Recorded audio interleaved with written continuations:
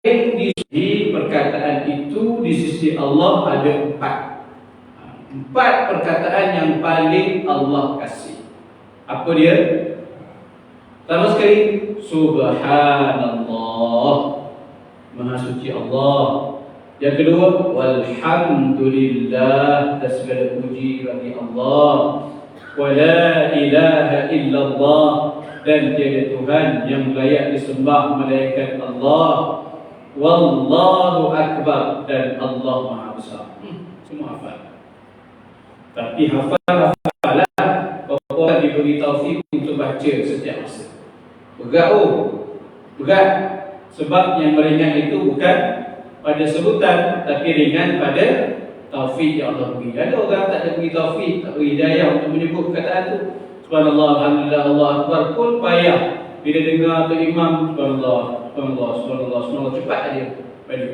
Sebab apa lama, apa dah. Ringan pada mulut kita, berat pada timbangan mizan esok, tetapi berat juga rupanya pada mulut untuk menyebut bagi setengah orang. Jadi syukurlah kalau kita diberi taufik oleh Allah Subhanahu wa taala untuk menyebut perkataan ini. Baik. Sekali lagi hadis tersebut, hadis Samurah bin Jundub, katanya Rasulullah bersabda, perkataan yang paling dikasihi di sisi Allah Subhanahu wa taala ada empat perkataan, yaitu Subhanallah, Alhamdulillah, wa la ilaha illallah, wallahu akbar. Empat cukup. Nabi sebut di hujung, la yadurruka bi ayyihinna bada'ta. Nabi kata apa? Kita kata hari ini, percayalah. Itulah kita kata, kamu tak akan terkena mudarat dengan mana-mana sekalipun daripada empat kalimah ini yang kamu mulakan. Sama ada nak mulakan dengan Subhanallah, Alhamdulillah, La ilaha illallah, Allah Akbar, ataupun Alhamdulillah, Subhanallah. Mana dulu, mana kemudian?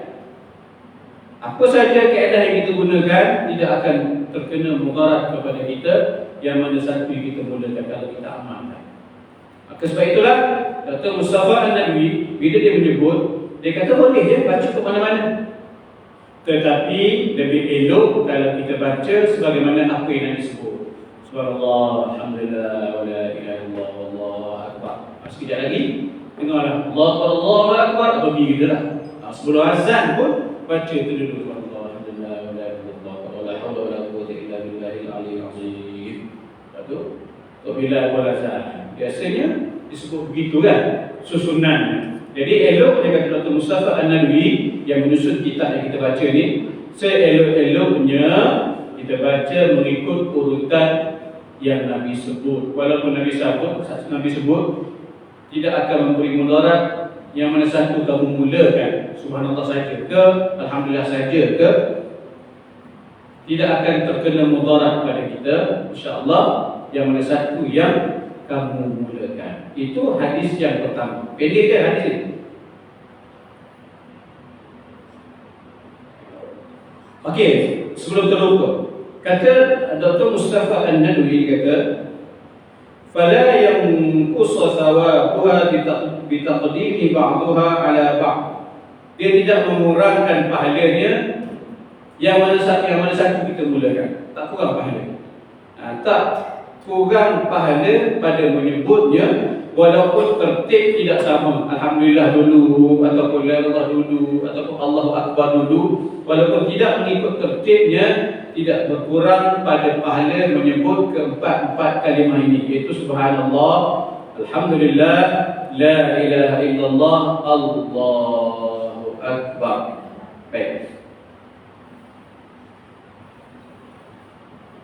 Kata pengarang kitab ni lagi, Dr. Mustafa An-Nadwi kata, sebagaimana Allah Subhanahu wa taala memilih para anbiya. Para anbiya Allah pilih, kita semestinya maklum.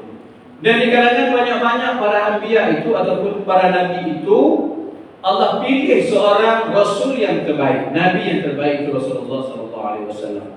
Sebagaimana Allah memilih nabi dan juga para anbiya sebagai insan, makhluk utusan Allah Subhanahu wa taala, maka begitu jugalah Allah memilih beberapa kalimah yang terbaik. Kalau para nabi itu adalah manusia terbaik dan nabi kita adalah nabi yang terpaling baik, maka begitu juga Allah juga memilih beberapa perkataan yang merupakan perkataan terbaik. Cakaplah apa saja pun, tidak akan sama perkataan terbaik itu dengan apa yang disebut empat perkataan ini. Subhanallah, walhamdulillah, wala ilaha illallah, wallahu akbar. Okay, selesai hadis. Hadis yang kedua, hadis yang ke-7. Saya dah share. Okay, siap bagi terjemahan. Tak kasar tengah buat tadi. Buat guna Canva. Guna Canva ni bila kita tersalah masa kita edit tu, jadi dia hilang satu. Daripada 3 hadis dia buat, tinggal 2 je. Hadis yang ke-27, An Abi Dzar qala, disebut Abi Dzar, Abu Dzar Al-Ghifari. Abu Dzar Al-Ghifari. Ghifari itu adalah nama kampung dia ataupun nama kabilah dia. Qala Rasulullah sallallahu alaihi wasallam, ala ukhbiruka bi ahabbil kalami ila Allah? Qultu ya Rasulullah, akhbirni bi ahabbil kalami ila Allah. Faqala inna ahabbal kalami ila Allah subhanallah wa bihamdi. Daripada Abu Dzar radhiyallahu anhu, beliau berkata bukan berkata kan. Sabda Rasulullah sallallahu alaihi wasallam, mahukah kamu aku ajarkan kata-kata yang paling dikasihi Allah? Kataku, ya Rasulullah, kabarkanlah kepadaku kata-kata tersebut. Jawab Rasulullah SAW, sesungguhnya kata-kata yang paling, Allah salah lagi typo, paling bukan parking tu, parking kereta, paling dikasihi Allah Subhanahu wa taala, subhanallahi wa bihamdi.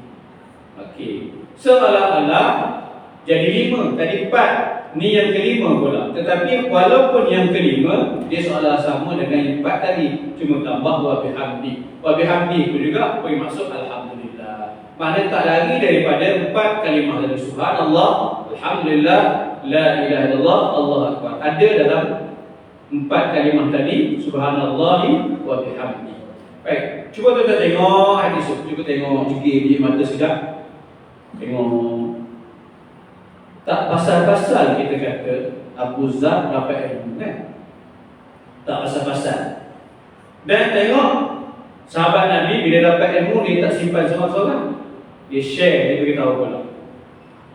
Jadi tengok Rasulullah ni tiba-tiba saja. Kita kata suddenly dia, tiba-tiba Rasulullah kata, ya Abu Dzar, nak tak aku ajar pada kamu kata-kata yang paling baik, kalimah yang paling baik, perkataan yang paling baik. Kalau kita tuan-tuan, Rasulullah cakap begitu, nak tak aku nak ajar pada kamu satu perkataan yang paling baik. Rasanya hingga akhir hayat kita ingat kata-kata itu dan kita amalkan. Jadi Abu Dzar bila dengar kata Nabi kata gitu, ya Rasulullah, ceritakanlah apa kata-kata apa tu yang paling baik. Maka Nabi kata, kata-kata yang paling Allah suka, pada Allah sayang ialah subhanallah wa bihamdi. Dapat ilmu kata saja-saja kata orang tu. Tuan-tuan pernah ingat satu hadis Nabi yang Nabi pernah nak ajar seorang sahabat, apakah surah yang terbaik? Ini waktu Nabi sebut bu'istu mu'allima, aku ni diputuskan sebagai seorang guru. Dan setiap masa Nabi mengajar, tidak mesti dalam kelas formal, tidak mesti dalam masjid, duduk bawah pokok Nabi ajar, di mana-mana duduk tepi telaga Nabi mengajar, di mana-mana Nabi mengajar. Maknanya satu contoh yang boleh kita ikutlah. Kalaupun kita ni memang bukan cikgu pun, ataupun kita dulu cikgu sekarang dah pencen, bukan bermaksud bila dah pencen kita tak boleh mengajar, ataupun bukan bermaksud kita ni tidak cikgu kita tak boleh mengajar. Bila-bila masa kita boleh mengajar. Asal saja ilmu betul. Jangan mengajar ilmu yang salah. Kalau mengajar ilmu yang salah, kita jadi guru yang tak betul, guru yang salah, guru yang sesat. Nabi pernah satu ketika sebut pada seorang sahabat Nabi. Nabi panggil dia. Nama dia Abu Sa'id Rafi' Al-Mu'alla nama dia. Nabi panggil dia pada ketika itu dia sedang salat sunat. Nabi panggil, dia tak jawab. Maka lepas semayang, dia pun jumpa Rasulullah. Ya Rasulullah, Rasulullah panggil saya ke tadi? Rasulullah kata, Ma mana'aka an ta'tiyani. Nabi kata, apa yang menghalang kamu? Tadi aku panggil kamu tak datang. Tadi aku panggil kan?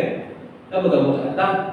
Maka dia kata Abu Sa'id, dia kata, aku semayang. Tadi saya semayang Rasulullah. Maka Rasulullah menjawab balik, tidakkah kamu ingat firman Allah? Ya ayyuhalladzina amanu istajibu lillahi wa lirrasuli idza da'akum lima yuhyikum. Wahai orang-orang yang beriman, jawablah panggilan Allah dan Rasulnya. Yang mana panggilan Allah dan Rasul itu panggilan yang menghidupkan kamu. Menghidupkan bukan menghidupkan tubuh kita, tapi menghidupkan jiwa kita. Maknanya bukan Nabi marah. Sepatutnya bila Nabi panggil, kamu kena menyahut. Kalau solat sunat, kena berhenti. Sebagaimana mak kita panggil, ayah kita panggil, di saat kita solat sunat, kena berhenti. Sebab panggilan mak itu lebih penting. Kecuali solat fardu, solat sunat berhenti. Ya mak, gitu.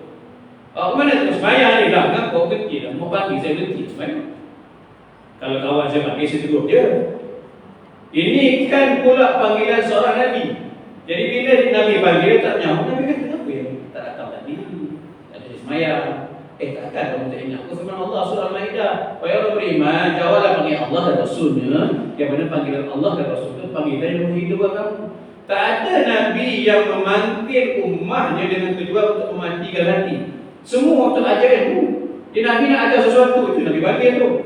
Kadang-kadang Nabi panggil seseorang itu atas keperluan seorang sahabat begitu. Maka Nabi sebutlah kamu gini-gini, kena buat gini-gini.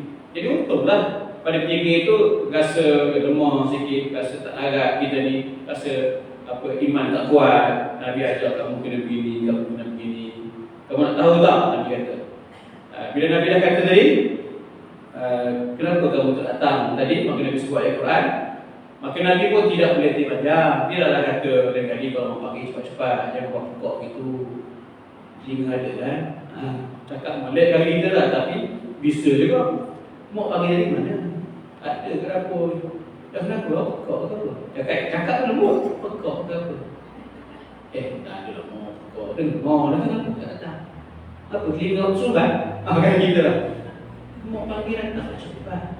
Kalau dibahasa sebelum lama nak. Dan lama dia, kalau layan dia kena set. Ayuh semua. Orang cakap benda dia elok. Dia tak mau dengar, tak mau datang. Tak jadilah kita itu. Sebab apa? Saya pun nak benteng, lepaskan perasaan. Cuba buat macam Nabi. Nabi pun dah tegur. Selesai, cuba dah tegur tu. Orang sahabat Nabi tu, terus sekali teguran Nabi itu menyentuh hati. Lalu Nabi kata ini, sebenarnya tadi aku nak ajar pada kamu sebaik-baik surah dalam Al-Quran sebelum kamu tinggalkan masjid. Kalau kamu nak keluar dari masjid, ada satu ilmu aku nak bagi, satu surah yang paling baik, yang bagus kalau kamu nak tahu. Surah apa? Maka Nabi kata, sebelum Nabi kata tu, Nabi pun jalan dalam masjid, nak keluar masjid tu. Nabi pula berjalan sambil pegang tangan Abu Sa'id tadi. Nampak cara Nabi nak meredakan sedikit. Orang kali mungkin terasa hati, kau pun tegur. Kenapa kamu tak datang tadi? Terasa lah Nabi tegur kan? Alamak, aku dapat dosa orang kali. Nabi pegang tangan, jalan nak keluar masjid. Belum sempat keluar masjid, Abu Sa'id ni dah Nabi kata, aku nak ajar kamu satu ayat dalam satu surah dalam Al-Quran sebelum kamu keluar yang terbaik. Bila nak keluar tu, Abu Sa'id kata, ya Rasulullah, tadi kata nak beritahu surah terbaik Al-Quran. Nak keluar tadi. Tak ajar lagi tu. Nabi kata apa? Dia adalah As-Sab'ul Mathani, 7 ayat yang diulang, iaitu Ummul Kitab, itu surah Al-Fatihah. Itu surah yang terbaik. Nabi nak beritahu sebenarnya pendek je. Nabi nak beritahu ada satu surah dalam Al-Quran, surah yang merupakan surah yang terbaik iaitu surah Al-Fatihah. Itu je. Benda tu sebenarnya Nabi boleh beritahu bila-bila. Tetapi kenapa Nabi kata, kenapa tak datang tadi aku panggil? Nak beritahu adab untuk ilmu. Maknanya kalau ada urusan-urusan yang tak berapa penting, ni bukan kait sahabat ni, kita ni. Kalau ada urusan tak apa penting, kan hidup kita pergi majlis ilmu. Betul tak? Kalau penting kita lain. Alah, kalau setakat nak pergi kasih rumah kat sini kan, dia semua bukan kat siwak lagi tak? Betul tak sih? Semua je. Sedangkan kat tim je lah. Ini sedangkan. Tapi sedap kasih rumah. Kalau setakat nak makan kat luar lah. Makan di ke mana-mana lah. Tapi untungnya sebelum kita makan tu, kita makan dulu rohani kita. Kan best. Sebab kita tak mengutamakan ilmu, dia bagi kita rasa tak apa-apa dah. Dah bisa dengar dah. Tadi Ustaz share dari hadis Ustaz pernah dengar dulu. Itu Ustaz dulu cerita. Ustaz ni cerita sekali lagi ni, peneguhan. Kita ingat, saya pun dengar hadis ni dah berapa ribu kali hari ni. Tapi kenapa juga hari disebut kalau gitu? Buat apa mengajar hadis ni? Semua orang dah tahu. Skip. Kalau gigi hari ni pun ada 40 dah. Sebab banyak hadis yang kita dengar. Tapi sebut juga sebab pengulangan itu adalah peneguhan dari kita pun ingat. Jadi soalan Nabi nak beritahu kepada kita, kalau benda tu tidak wajib, tidak terlalu penting, maka utamakanlah untuk mendapatkan secebis ilmu, walaupun kamu rasa macam ilmu tu kamu dah tahu. Contoh tadi lah, Nabi nak beritahu surah Al-Fatihah surah terbaik. Takkanlah sahabat tak tahu. Tentulah surah Al-Fatihah terbaik sebab baca dalam solat. Betul tak? Mesti kita akan jawab surah Al-Fatihah lah. Dah semayang baca, luar semayang baca, nak buka majlis baca, sampai tersasar tutup majlis pun kita tutup dengan tasbih kafarah dan surah Al-Fatihah. Mestilah. Nah, masih baik tutup dengan surah Al-Fatihah, takut salah. Baiklah sama-sama kita tutup majlis kita dengan membaca Ummul Kitab dan surah Al-Baqarah. Memang itu panjangnya Ustaz. Surah Al-Baqarah tu kata mengaji kita lah. Jadi mana Nabi nak beritahu kepada kita, kalau tidak penting mana urusan kamu, main dengar. Ada ilmu yang nak disampaikan, walaupun ilmu itu mungkin dah berulang kali kamu dengar, tapi mendengar ilmu itu tanda kerendahan hati kita. Kadang-kadang kita terlalu mengutamakan apa yang penting untuk kita berbanding untuk fizikal kita, berbanding apa lebih penting untuk rohani kita. Kita rasa kita nak makan, tak makan apa, tapi sebenarnya lebih penting. Kalau makanan rohani itu kena utamakan. Lepas tu kalau makan tu sedap. Dan dapat ilmu walaupun sikit satu hadis, lepas tu kita makan, selera ni ya Allah sedapnya, sambil-sambil makan sambil ingat hadis tadi, sambil kita berzikir. Untung sangat. Baik, hadis yang kedua selesai. Okey, sebelum tu saya kena sebut sebab ini tulisan tuan kita. Dr. Mustafa Al-Nabi sebut apa? Tidak ada orang yang paling baik dalam bab mengajar ilmu kecuali Nabi. Ada satu. Cakaplah siapa paling bagus dalam dunia hari ini, tak akan ada orang paling mengajar menjadi guru sebaik Nabi. Sebab itulah Nabi menjadi contoh sepanjang zaman. Nabi ini menjadi guru kita yang utama. Jadi tidak ada orang yang paling baik. Bagilah anugerah pada siapa guru terbaik dalam dunia sekalipun, tak akan ada orang yang challenge Nabi. Sebab tu kita tengok cara Nabi menyampaikan tu, ada kita kata istilah kena pada tempat. Ada waktu Nabi lukis pada pasir. Kita dengar cerita lah, Nabi lukis buat garisan panjang, kemudian Nabi buat macam tulang ikan tiganan. Supaya apa? Sahabat mudah faham. Macam kita kat sekolah Ustaz Rabi Haram, ada budak-budak, ya Allah, budak ini 10 kali dah pulang. Tak ni ingat juga, lukis. Hari ni lah, Ustaz tak faham lah, lukis. Kan ni trend baru lah, sikit-sikit nak kena lukis, latih lah kawan lukis. Ini kepala, ini taman belajar fiqh tingkatan 5 sekolah kamu. Payahnya lah terutama cerita bab kita kita belajar bab menangkah hadam Ustaz. Belajar bab menangkah dalam kitab ada term-term dalam bahasa Arab tu yang tak faham. Ustaz ni kiyah lah ginilah. Ustaz dia kata apa? Awak pengguna kata, jangan sampai anak lukis kat depan, ini benda ni. Harap awak juga terkejut. Mana payah pun nak faham. Ada benda-benda yang apa, benda-benda rahsia. Alat-alat yang rahsia pada tubuh kita ni. Takkan sampai nak lukis kot. Kenapa Ustaz kata, tak faham lagi ke? Benda dia sebut satu perkataan. Perkataan tu tak nak sebut lah sini. Perkataan tu bagi orang lelaki biasa sebut. Dia tahu dah, orang perempuan. Dia dah tanya. Ustaz dia kata, jangan sampai anak lukis dalam depan. Kalau lukis ke kamu terkejut dia. Ingat lagi ayat kata 5. Tapi nak ceritanya, jika perlu lukis-lukislah. Sebab memang bila visual ni lain. Sebab itulah dalam kaedah menghafal pun ada kaedah apa dia istilah visualize ketika menghafal. Cara dia macam dalam kita menghafal, tak cukup dengan kita mengulang banyak kali. Dia kena tambah dengan menyepadukan penggunaan otak kiri kanan tu dan grafik kita guna sekali. Sebab tu tanyalah mana-mana orang hafal Quran, dia akan ingat satu ayat itu bukan sekadar ingat sekadar di mulut. Contoh, tabarakalladzi biyadihi al-mulku wa huwa ala kulli syai'in qadir alladzi khalaqal mauta wal hayat. Yang tu adakah contoh ingat sekadar di mulut saja? Nampak tak tulisan ketika dia baca? Nampak. Kalau tak nampak, maknanya tersalah ketika menghafal dulu. Dia mesti sampai nampak. Sebab itulah orang yang nampak ketika menghafal, dia akan kekal lama. Contoh ayat ni, okeylah biasa. Surah Yasin tak nak. Sebab surah Yasin ni, kita banyak buku kita guna. Kejap percetakan Bajrai, kejap percetakan dulu Bajrai lah, pada berguna. Macam-macam percetakan, jadi menyebabkan dia punya page tu, space apa kita tak ingat. Contoh kalau saya tanya surah Yasin lah, waqrib lahum mathalan ashabal qaryati idh ja'a al-mursalun. Kat mana dulu? Ramai. Ingat ayat tu Ustaz, tapi kat mana dulu kan? Ting ada fikir. Tak apa kan? Yang nampak siapa? Yang nampak ialah orang yang menghafal guna kaedah yang betul. Dan dia mengulang guna kaedah betul. Dia tak guna Quran lain lah. Dia akan nampak waqrib lahum kat atas sebelah kiri. Atas sekali. Contohnya, saya nak sebut tadi ayat ni. Inna ashabal jannah, atas sekali bagi.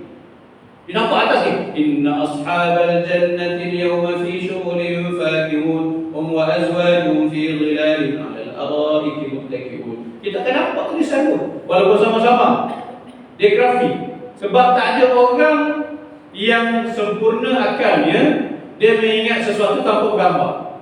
Contoh paling mudah lah. Kalau saya sebut kambing, siapa nampak KAMBING nampak tulisan? Nampak kat tangan?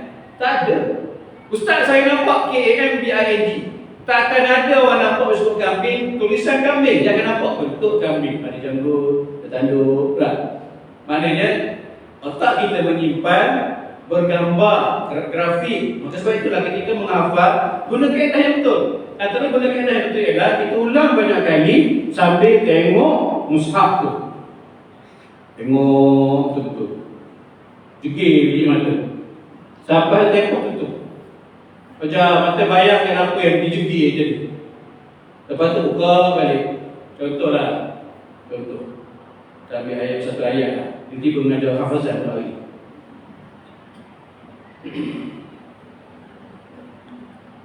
Ini contohnya cerita Nabi dia mengajar, cara Nabi mengajar. Cara Nabi mengajar kita ambil surah yang paling mudah lah, surah Taha. Surah Taha ni mudah sebab dia surah Taha ni dia daripada buku surat 312. Bismillahirrahmanirrahim. Taha. Semua orang ingat.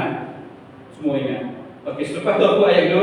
Ma anzalna 'alaikal Qur'ana litashqa. Yang tu ada kaedah yang buat 5 kali tengok saja sambil sebut. Ma anzalna 'alaikal Qur'ana litashqa. Ma anzalna 'alaikal Qur'ana litashqa. 5 kali. Lepas tu tutup mushaf tu mata. Ma anzalna 'alaikal Qur'ana litashqa. Ma anzalna 'alaikal Qur'ana litashqa. Mula tu lah. Lepas tu dah habis 5 buka balik. Ma anzalna 'alaikal Qur'ana litashqa. Ma anzalna 'alaikal Qur'ana litashqa. Macam tu. Tutup pula 5 kali. Jadi kita simpan dalam kepala kita tu bergambar yang jelas. Kita boleh tunjuk di mana. Taha nombor 1. Ma anzalna 'alaikal Qur'ana litashqa nombor 2. Ada ujung pula sikit ayat.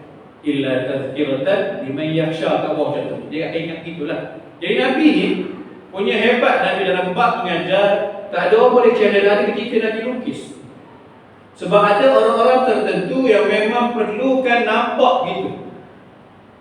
Patutnya hadis dia boleh cerita gitu, tak perlu lukis kot.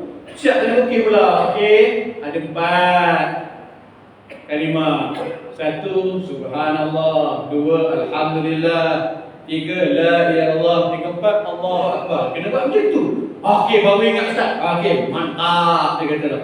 Ada macam tu. Dia ni Ustaz gaya ni ada lupa ni. Dia Ustaz. Subhanallah. Alhamdulillah. Allahu akbar. 3 tu apa? Ada orang tak ingat jadi. Melukis. Jadi Nabi pernah melukis pun. Maknanya bab mengajar tidak ada orang boleh katakan ada yang lebih baik daripada Nabi. Satu. Nabi yang terbaik. Yang keduanya, bab berzikir pun tak ada orang boleh challenge Nabi. Sebab Nabi lah orang yang paling banyak berzikir dan paling banyak zakir wa syakir Nabi ni. Nabi ni seorang penzikir dan juga seorang pensyukur. Dua-dua tu Nabi tapau. Bab zikir Nabi lah orang yang paling hebat, bab syukur pun Nabi lah orang paling banyak. Sebab tu nama Nabi itu sendiri Muhammadun. Muhammadun bermaksud insan yang dipuji. Nama Nabi yang lain Muhammadun.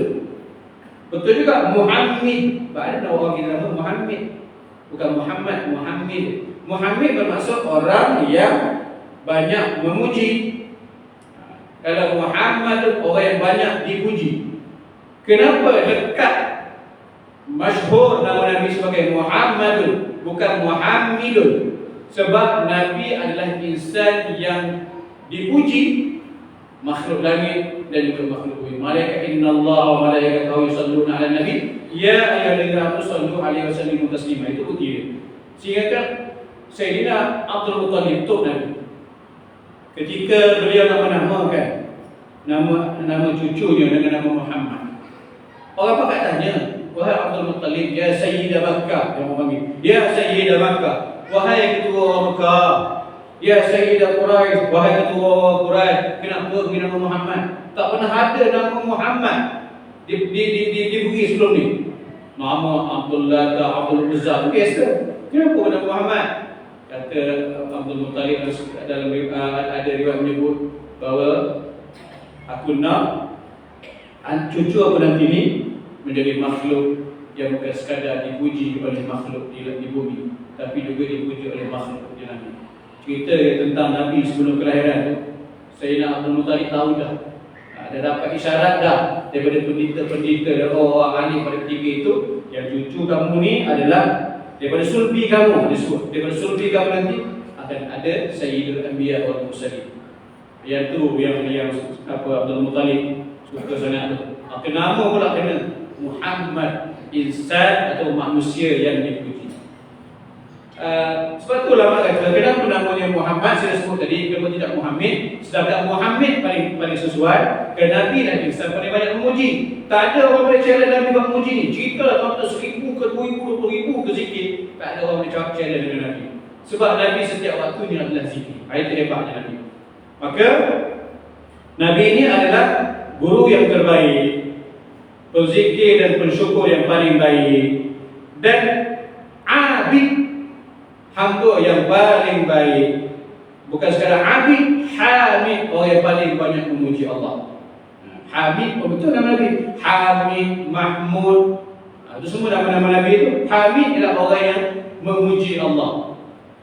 Jadi tidak ada orang lain, iaitu Nabi kita Muhammad SAW, sehingga kan disebut sebagai bukan Sayyidul Anbiya wal Mursalin. Itu biasa dengar. Nabi ini penghulu kepada para Nabi dan juga para Rasul. Tetapi yang kita tak dengar ialah Nabi Sayyidul Zakirin. Nabi adalah penghulu kepada orang-orang yang berzikir, wa Sayyidul Syakirin, dan juga penghulu kepada orang-orang yang bersyukur kepada Allah, wa Sayyidul Hamidin, dan penghulu kepada orang-orang yang memuji Allah Subhanahu wa taala. Tak ada orang yang boleh challenge dengan Nabi kita Muhammad sallallahu alaihi wasallam. Maka sikit Nabi beritahu pada kita, kalau kita tak dapat capai kedudukan Nabi, Nabi kata apa? Jangan lupalah subhanallah, alhamdulillah, wa la ilaha illallah, Allahu akbar, dan juga subhanallah wa bihamdihi tadi. Sekurang-kurangnya ada sedikit amalan Nabi tinggalkan untuk kita. Okey, hadis yang terakhir, hadis yang ketiga. An Abi Hurairah, hadis 28. عن أبي هريرة رضي الله عنه قال قال رسول الله صلى الله عليه وآله وسلم كلمتان خفيفتان على اللسان ثقيلتان في الميزان حبيبتان إلى الرحمن سبحان الله وبحمده سبحان الله العظيم. Daripada Abu Hurairah radhiyallahu anhu katanya Rasulullah SAW bersabda, dua kalimah khafifatan, ringan saja dua ni. Ringan sangat Nabi kata, alal lisan, pada lidah kita untuk disebut. Thaqilatan fil mizan, berat pada timbangan amalan esok di akhirat esok. Habibatan ila Rahman, sangat-sangat dikasihi kepada Ar-Rahman. Allah yang bersifat Ar-Rahman suka sangat pada dua kalimah ini. Apa dia? Subhanallahi wa bihamdihi subhanallahil azim. Tak lagi daripada apa yang kita sebut tadi, subhanallahi wa bihamdihi subhanallahil azim. Sebagai tutup, menutup perbincangan kita pada pagi ini, tak ada lama-lama. Ada tadi sebut makan dah pasal lapar pula. Ustaz tu tak sebut buat makan, saya tak lapar. Tapi bila saya sebut terus tu rasa lapar. Jangan bimbang, saya dagang dia makan. Cukuplah untuk kita makan. Boleh tapau lah. Okey, kalaulah saya boleh tambah, kalaulah saya boleh tambah, sebab rasa macam tak berani nak tambah sangat, tapi tambahlah sikit. Saya tambah sikit. Kenapa Allah Subhanahu wa taala sebut fadhkuruni azkurkum? Allah kata, ingatlah pada aku, berzikirlah pada aku, aku ingat pada kamu. Supaya kita ni biar sentiasa jadi orang yang ingat pada Allah. Kita kalau kita mau, kita dah tak ada ingat sangat pada mau kita kan. Ayah kita ingat, Allah tak ada lama, tak dikubur, kita tak ingat mau ayah kita. Adik-beradik kita lama tak jumpa, ingat. Dia semua sedih pula rasa. Baru ni kakak saya sebut lama tak jumpa saya, itu saya rasa sedih pula. Kakak saya dia tak bersihat, lama dah tak jumpa saya. Adik-beradik lain jumpa, saya kata al-ma'lum lah. Kita jawab cara-cara sebenarnya malu juga, tapi nak melepaskan diri. Al-ma'lum lah. Sibuk sangat, ingat pencin, tak sibuk pukul lepas pencin. 10 kali sibuk daripada 10 pencin. Nak jumpa adik-beradik pun payah. Hari ni nampak ada berkumpul kat rumah. Di rumah saya ni ada adik-beradik ada. Sambil-sambil bawa buah. Apa buah dokong peninggalan arwah ayah. Ada dah apa? Jadi makan dokong tu special, besar. Payah nak dapat. Payah nak dapat dokong. Saya kalau balik kerja ke, saya akan makan atas pokok. Bukan monyet kan? Patutlah monyet banyak kat rumah ustaz pun monyet. Jangan kata itu. Saya bukan monyet, tapi saya suka makan buah dokong tu dekat atas pokok. Lagi guys, sedap rasa dia. Nak manjat tinggi-tinggi tak ada dah yang boleh bawa lah. Tu je lah boleh. Tapi sebuah buah dah ada buah. Ada buah tu tiap rasa. Buah tu ayah nak cari sini, payah kan? Sebab ingat arwah saya, arwah ayah dia ketika dia nanam, ingat dia sebut selalu dokong, dia kata ni pada Thailand, dia kata Indonesia. Dia dengan kawan-kawan kat kita untuk cari tanam dah dia. Nak boleh tanam tu, nak boleh makan tu, Allah bertahu-tahu. Sekarang ni tengok anak cucu kuat. Sekali kutip pokok dia 4-5 pokok, sekali kutip sepakul tu 10 kilo tu. Ada sikit belakang. Baki-baki ada lah banding yang kita. Jadi siapa datang ni betul orang dapat bubuk. Nak cari bubuk payah. Makan sedap. Jangan duduk situ lama-lama. Saya bimbang takut tak nak balik. Sebab bagi saya lah, duku-duku biasa langsanya tak ada kira ada dia. Sok kulit dia ada, orang kata ni buah apa Ustaz? Ada yang tak tahu buah. Dokong kita panggil. Saya panggil dokong Thai, doktor siang. Benihnya arwah ayah suku itulah, tak tahu dia dari mana. Dia pakat-pakat dengan kawan-kawan dia. Ya, kita ni kadang-kadang kita selalu mengingat, saya sebut lah, kita mengingati sesuatu lah. Kita ingat apa yang buat baik pada kita. Kita ingat mak kita ingat ayah kita, adik-adik kita yang buat baik pada kita. Orang buat syarat kita pun ingat juga lah. Bahkan kadang-kadang lagi kita ingat, dia ni dulu masuk sekolah kuliah tu, kita ingat. Kalau ada orang yang buat baik pada kita, kita ingat. Kenapa kita tak ingat kepada yang terpaling baik, iaitu Allah SWT yang memberi rezeki pada kita, tak pernah miss rezeki. Kalaupun gaji tak ada kita mati hari itu. Allah hari tak ada gaji, mati aku ini. Tak mati. Mati kadang-kadang sebab banyak duit. mati dalam perut orang tu. Tak mati kita itu. Mana rezeki kita? Bukan dalam bentuk duit, bukan bentuk gaji. Rezeki itu Allah letakkan, cuma kita kena cari. Ada dosa lah, bukan kata duduk macam piramid. Alah, sedangkan ulat dalam batu boleh hidup. Ini kan pula manusia dalam rumah, tak boleh asyik tu. Kita kena usaha, tapi rezeki ni percayalah.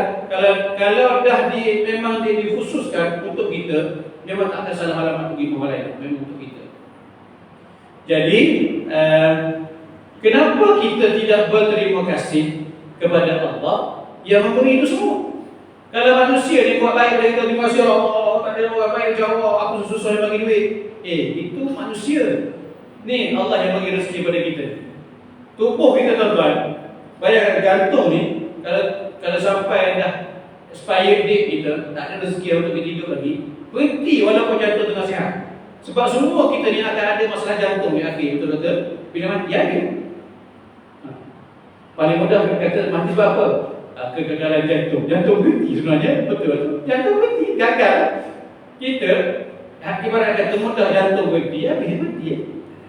Jantung kita ni kecil je lah. Tapi macam mana dia boleh bertindak sebagai enjin yang mengepam darah dah tubuh kita ni? Tak ada bunyi pun. Macam dia kereta. Tak ada bunyi pun. Tapi Allah buat boleh pada kita. Itu apa sahaja benda tu pun. Kenapa kita tak bersyukur? Jadi fazkuru ni, ingatlah pada aku. Bila Allah ingat pada kita, tengok, la in syakartum la azidannakum. Bila kamu bersyukur, aku tambah lagi. Yang masalah kita ni, yang rasa macam tak tambah ni, cuba tanya pada kita lah. Tu banyak bersyukur ke banyak apa?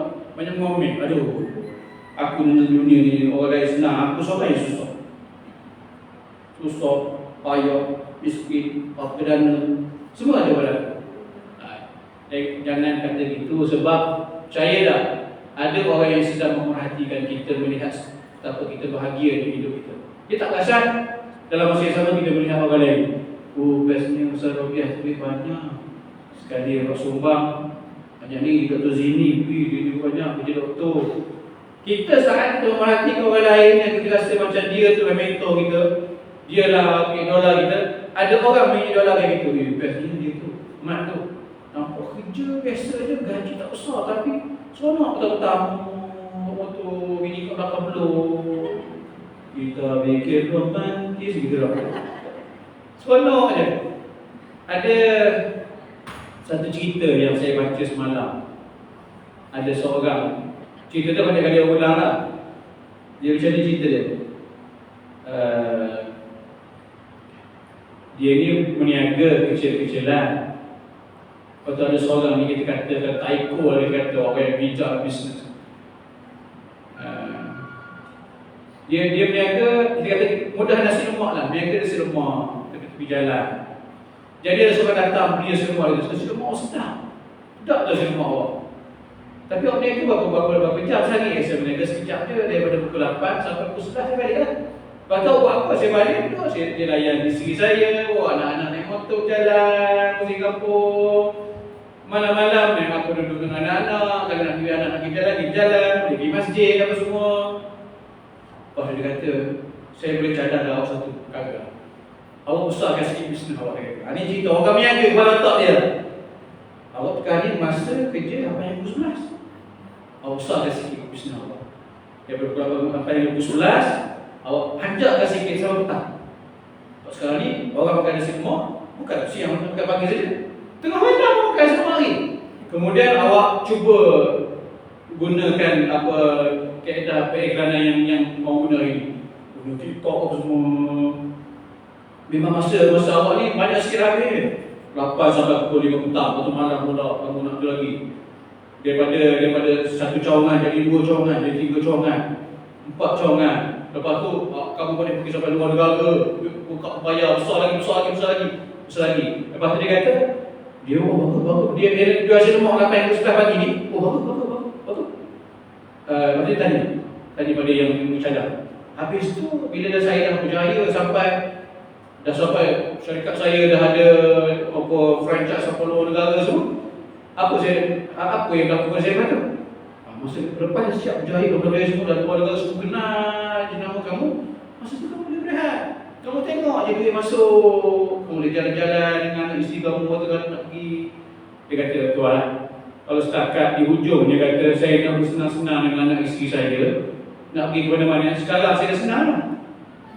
Tak payah saya tunggu bertahun-tahun sampai 20 tahun saya mau dapat kesenangan tu, sedangkan pada ketika itu anak saya semua dah besar. Dah terlepas dah 20 tahun masa saya dengan anak saya. Anak saya kecil tadi tu dah besar dah. Baru saya nak main dia, macam ada masa anak nak main kita. Anak kita umur 15 tahun tuan-tuan. Tak dia mengikut dah. Ajak pergi kedai, tak anak ajak pergi jalan, ajak pergi kamera. Dia tak payah kamera dia lagi. Dia kata dah. Kita pergi lah, kesekincang dah apa pagi je. Dia tak boleh lah. Akhirnya kita berdua dengan bini, suami isteri kita dua orang. Kalau lah natijah daripada saya membesarkan upaya bisnes saya, akhirnya sampai tempoh 20 hingga 30 tahun, saya boleh bersenang-senang dapat duit dengan kekayaan saya kumpul selama 20 tahun. Akhirnya pada ketika itu saya dapat duduk bersandar dengan isteri, dapat tengok TV dengan isteri, dapat pergi masjid sama-sama. Sekarang saya dah rasa dah nikmat tu. Apa saya tunggu 30 tahun lagi? Sekarang ni anak saya kecil. Saya dapat tengok anak mengaji, saya dapat hantar anak ke sekolah, dapat anak ambil anak sekolah, malah hantar mengaji pula kat Raudah juga. Malah ambil pula sambil-sambil dengan ceramah, sambil-sambil nunggu anak. Lagi best. Tak payah tunggu 30 tahun. Maknanya apa? Nak beritahu kepada kita, jangan tak terima dengan orang yang lebih daripada kita ni. Sebab ada orang sebenarnya yang sedang memperhatikan kita, mungkin yang perhatikan kita, mungkin lebih tadi. Dia kata, wah dia ni gaji besar, mungkin dia mungkin semua orang ni. Ni aku dah siap mak, pada pagi tu 9 pagi. Tengok mengata di umrah bergaji tu. Betul. Tengok anak-anak petang-petang penuh motor. Carrier tu tambah belakang. Anak ramai tambah setahun, dua setahun. Carrier tu tambah dengan beli bagi yang dekat tu. Yang dekat zoo tu, nak bawa anak-anak berjalan. Apa? Maka bukan kata nikmat tu kita kata kita dapat apa yang kita perlu. Apa yang kita mahu, tapi apa yang kita perlu. Dan sedikit yang Allah beri kepada kita yang perlu tu, kalau sedikit, kalau kita respon, kita lawan dengan syukur, percayalah, itulah yang terbaik. Fadhkuruni azkurkum. Kamu ingat pada aku, sebut alhamdulillah, syukur. Sikit alhamdulillah, walaupun gaji kecil, tapi alhamdulillah anak-anak semua boleh dekat, apa makan cukup, alhamdulillah. Dia sebut sekali zikir pada Allah, ingat pada Allah, Allah akan ingatkan kita kepada kita. Jadi jangan terlalu mengejar dunia sangat, sebab dunia kita tak ada nak kejar. Saya nak kaya, nak kaya sekadar mana tu, macam Bill Gates. Besar dia bagus. Tapi jangan nak kejar kekayaan sampai lupa anak isteri kita, lupa nak pergi semayang. Aku tanya, dekat Raudah dia berapa tiang tanya? Iya. Yang kat dalam tu kat luar cik, dia tak dapat kan? Kat luar ke kat dalam? Kat dalam. Lamanya ada 4. Nampak tu? Tak pergi tu. 4 tiang depan. 2 je kat belakang tu dia ada. Okey. Imam masjid kita ada berapa orang?